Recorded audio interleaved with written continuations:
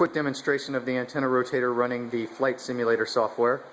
Thanks to Eagle Tree Systems for the ground station with this mode built in. We're all weighed up at about 26 pounds, about 25, 26 pounds on the rotator itself.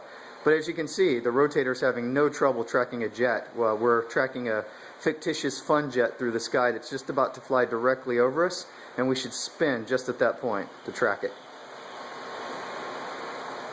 Looks like it's working. It's not putting through any effort. The clearances are very tight on the weights. They barely make it through the bell housing there that you see at the bottom. But other than that, it's able to move this thing around, receive telemetry, and we'll do a close-up here.